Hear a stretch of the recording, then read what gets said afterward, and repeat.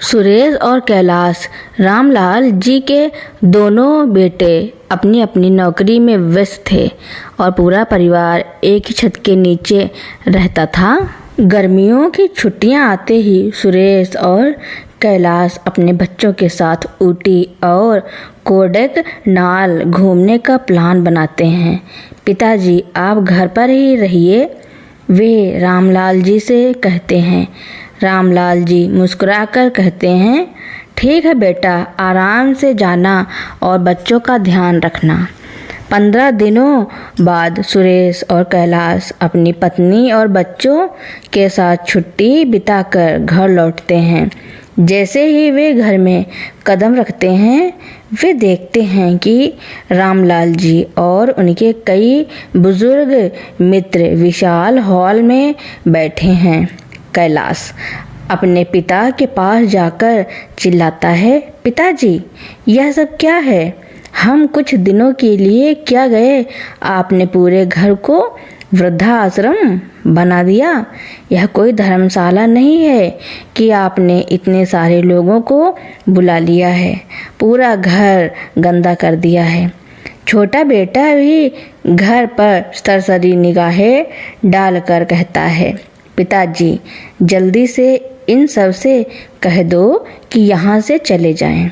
आपका जो भी काम है कल पार्क में बैठकर कर लीजिएगा, पर घर पर नहीं।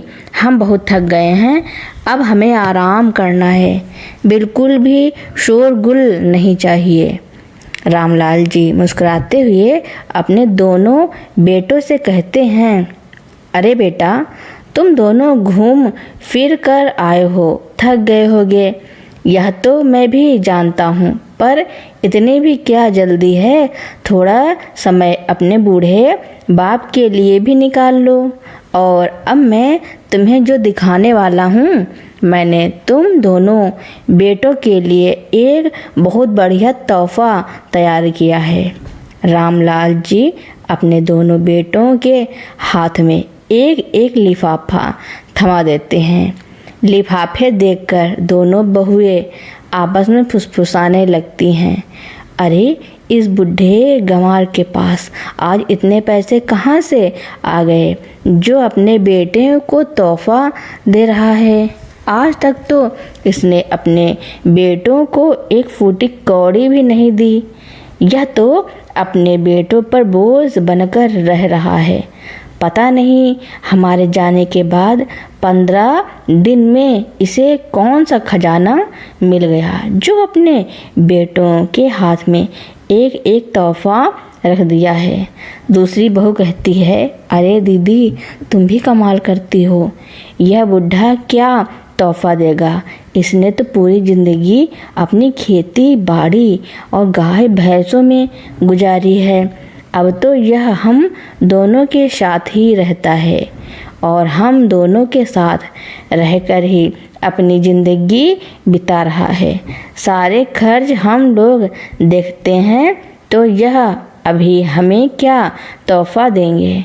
बेटों ने लिफाफा खोला, लेकिन जब उन्होंने लिफाफा खोलकर उसे देखा और पढ़ा तो दोनों के होश उड़ गए कि वे रामलाल जी के मुंह को ताकते रह गए। तभी बड़ी बहू नीलम कहती है, ऐसा क्या है लिफाफे में जिससे आप दोनों खोलकर देखते ही रह गए और कुछ कह ही नहीं रहे हो?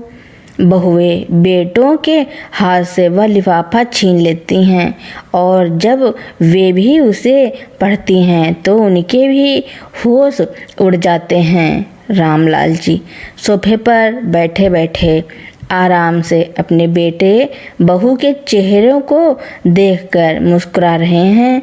वे अपने बेटों से पूछते हैं, और बेटा, कैसा लगा तुमको अपने बूढ़े बाप का तोहफा? बूढ़े पिता के इस कारनामे को देखकर बेटे बहुएं दोनों ही हक्के बक्के रह गए और रामलाल जी के चेहरे को देखते रहे। रामलाल जी के 2 बेटे थे, सुरेश और कैलाश। दोनों ही अच्छी खासी नौकरी करते थे। बड़ा बेटा एक प्राइवेट कंपनी में मैनेजर था और छोटा बेटा रेलवे में इंजीनियर। रामलाल जी की पत्नी सावित्री 6 महीने पहले ही उन्हें छोड़कर भगवान के पास चली गई थी। सावित्री जी की तबीयत बहुत दिनों से ठीक नहीं रहती थी।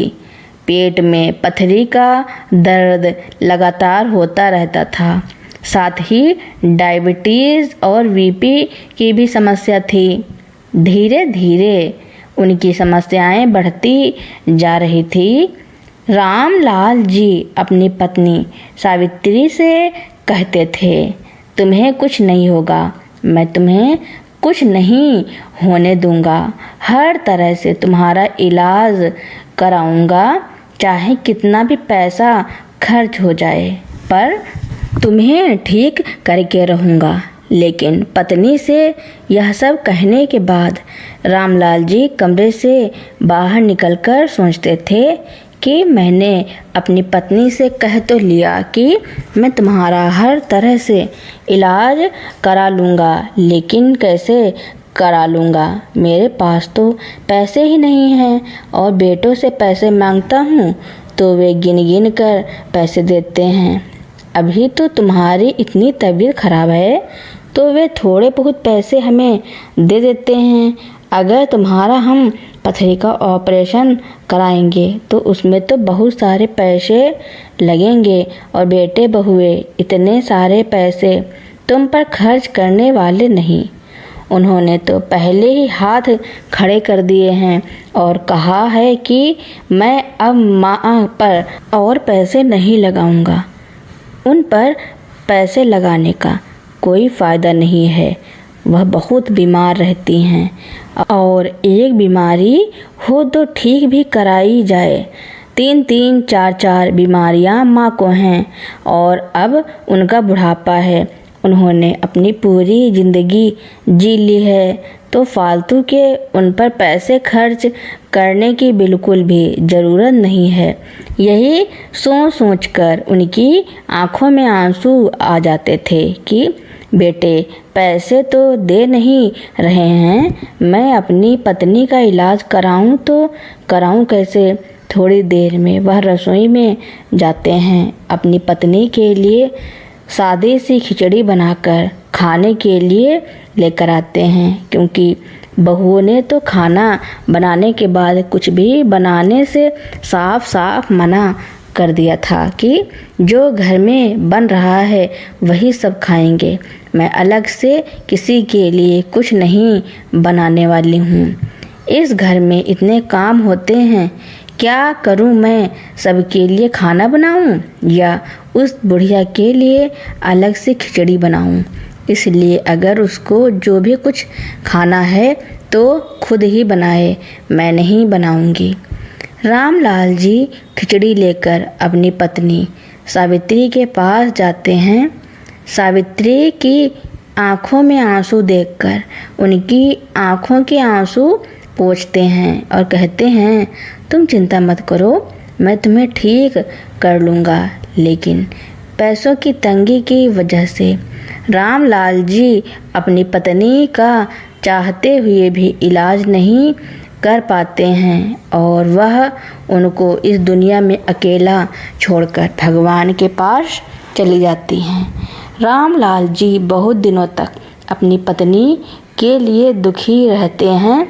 पत्नी के जाने के बाद तो बेटे और बहू का रवैया उनके प्रति और भी अधिक बदल जाता है। वे तो सिर्फ अपनी बीवी और बच्चों में ही व्यस्त रहते थे। उन्हें बूढ़े पिता से कुछ लेना देना नहीं था।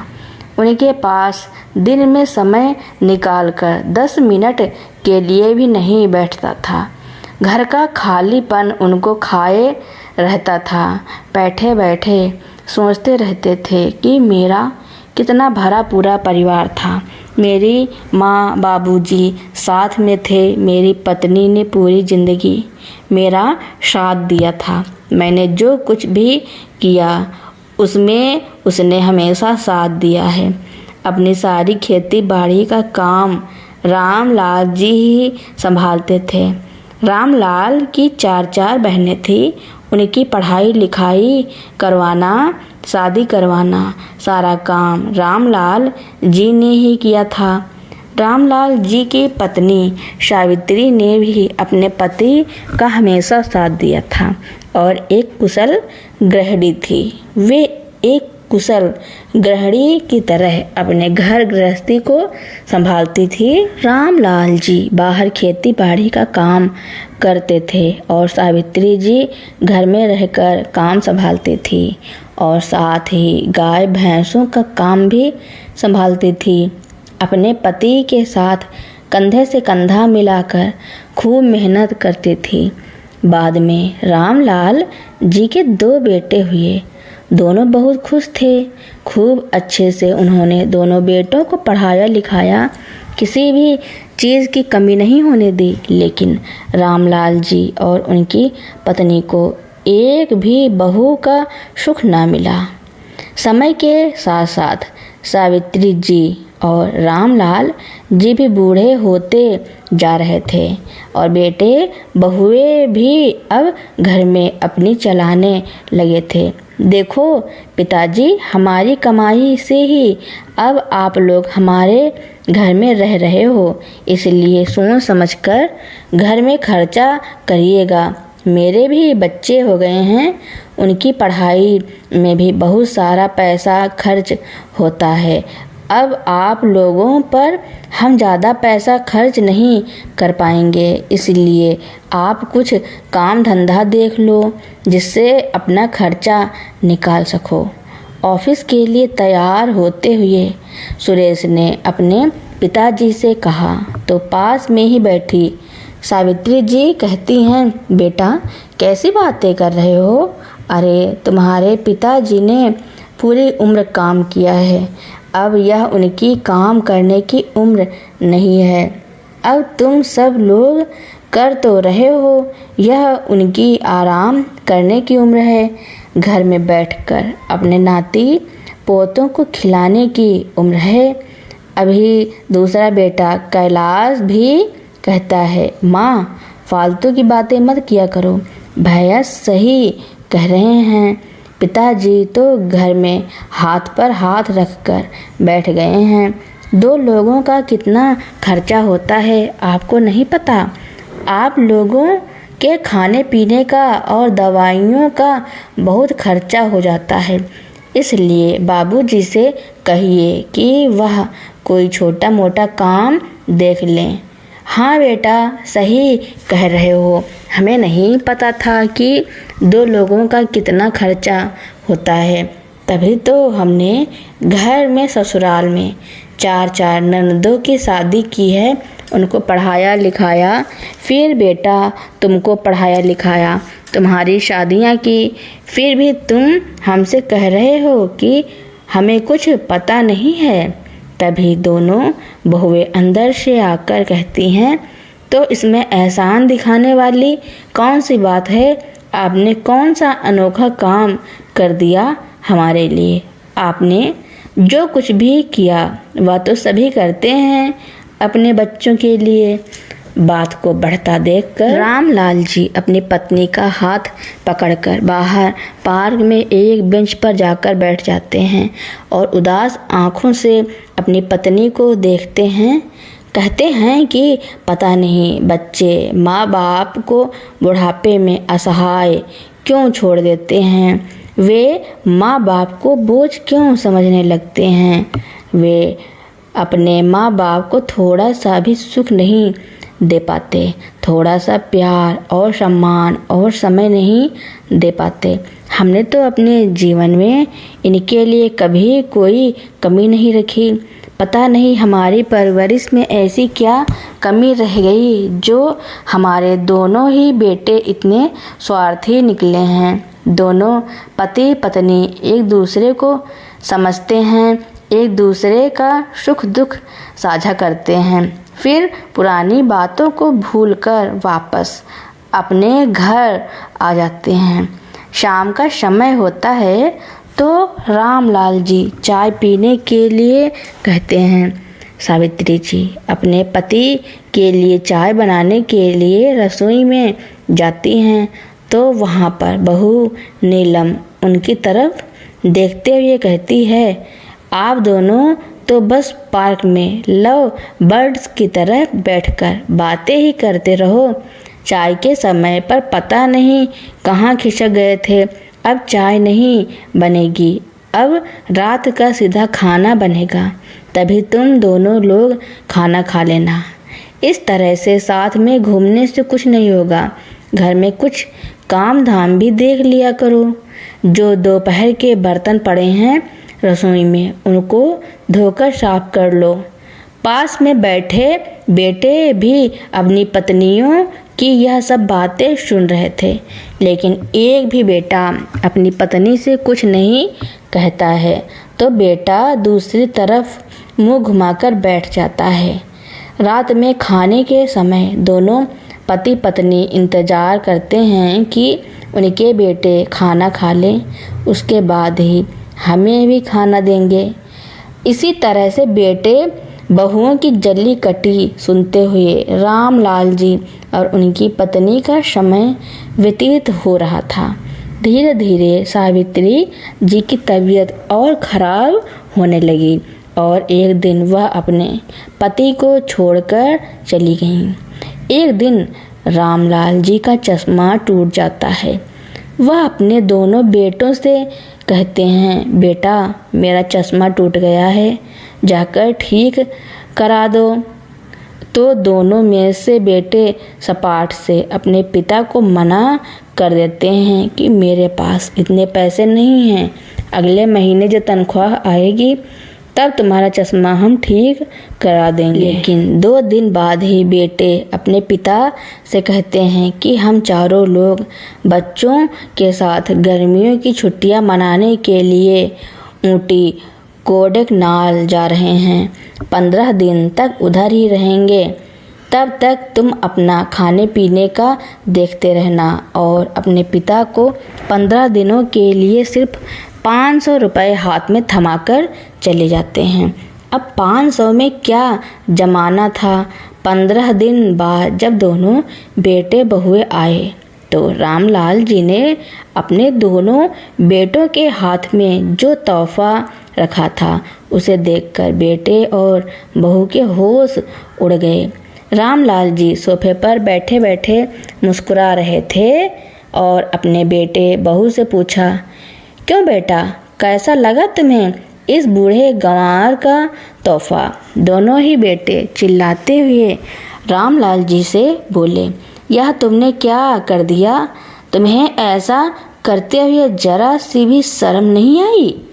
तुमने पूरे घर को वृद्धाश्रम बना लिया है और जो भी हमारी ज़मीन जायदाद थी उससे भी हमको बेदखल कर दिया। आपको हम पर जरा सी भी दया नहीं। अरे हम आपके बेटे हैं, आपकी ज़मीन जायदाद पर हमारा पूरा हक बनता है और आपने मुझसे बिना पूछे इस घर को वृद्धाश्रम कैसे बनाया। अभी के अभी निकल जाओ इस घर से और इन सारे बूढ़ों को भी लेकर के जाओ।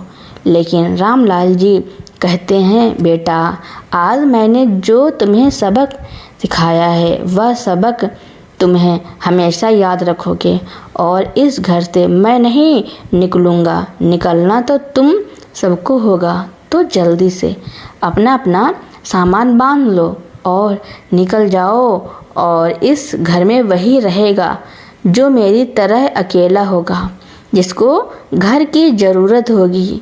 जो बेसहारा होगा वह इस घर में आकर रह सकता है।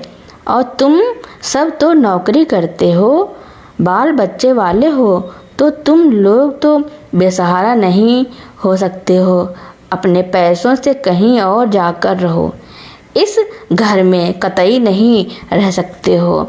यह मेरा घर है और देखो मैंने तुम सबका सामान निकलवा कर बाहर में रख दिया है। अब अपना सामान लेकर इस घर से निकल जाओ। दोनों ही बेटे बहुएं अपने पिताजी को देखते ही रह जाते हैं और रामलाल जी सोफे से उठकर अपने बूढ़े बुजुर्ग लोगों में जाकर फिर से बैठकर हंसी ठिठोली करने लगते हैं। और उधर बैठे सारे बूढ़े बुजुर्ग भी रामलाल जी के निर्णय का स्वागत करते हैं और तालियां बजाकर उनका उत्साहवर्धन करते हैं कि आपने जो किया वह बहुत ही काबिलिए तारीफ है। काश हर पिता ऐसा कर पाता तो आज उसे वृद्धा आश्रम जाने की ज़रूरत नहीं पड़ती। दोनों बेटे बहुएं भी अपना सामान लेकर घर से बाहर निकल जाते हैं। रामलाल जी के दिए लिफाफे में दरअसल घर और सारी जमीन जायदाद से उन्हें बेदखल करने और उस संपत्ति को एक वृद्ध आश्रम ट्रस्ट में बदलने के कानूनी दस्तावेज थे। उन्होंने अपनी सारी संपत्ति उन बुजुर्गों के नाम कर दी थी जिन्हें प्यार और सहारे की ज़रूरत थी। यह रामलाल जी का उन बेटों को दिया गया करारा जवाब था जिन्होंने उन्हें और उनकी पत्नी को उनके बुढ़ापे में उपेक्षित किया था। अब रामलाल जी अपने जीवन के अंतिम पड़ाव पर उन लोगों के साथ थे जो उनका सम्मान करते थे और जिन्हें उनकी ज़रूरत थी। तो दोस्तों, मेरी कहानी सुनने के लिए आपका बहुत बहुत धन्यवाद। ऐसी ही कहानियाँ सुनने के लिए मेरे चैनल को लाइक, कमेंट, शेयर, सब्सक्राइब एवं बेल आइकन का बटन दबाना ना भूलना ताकि मेरी नई नई कहानियाँ आप तक पहले ही पहुँचती रहें।